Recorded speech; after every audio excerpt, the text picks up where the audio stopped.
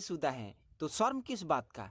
क्या तुम किसी से प्यार की हो? हाँ, 9 लड़कों से मैं प्यार की हूँ, का?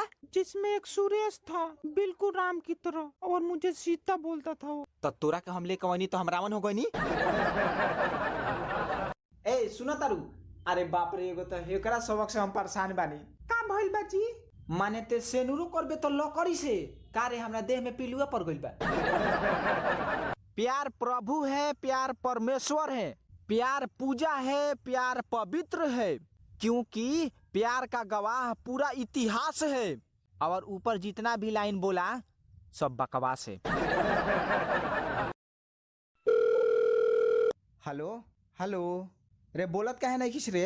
अरे बाहर में जाके राजा करेला कमाई, ससुर में झेलिले सितम। तो ठीक बा, अब ते ही कमाई है, हम सितम झेलेम।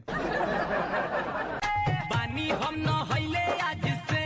का हो बोला? गर्मी से बेहाल पानी तो हम का करी? जल्दी भेज दो कोरियर से गर्मी कूल राजा जी।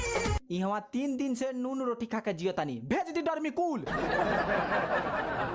बाबा मुझे सफल बना दो प्रभु। मांगो भक्त, तुम्हें क्या चाहिए? बाबा मेरी ऐसी लड़की से शादी कराओ जो बिल्कुल बेशरम हो, मैं कुछ भी करूँ ना तो मुझे रत्ती भर ना बोले, तब तो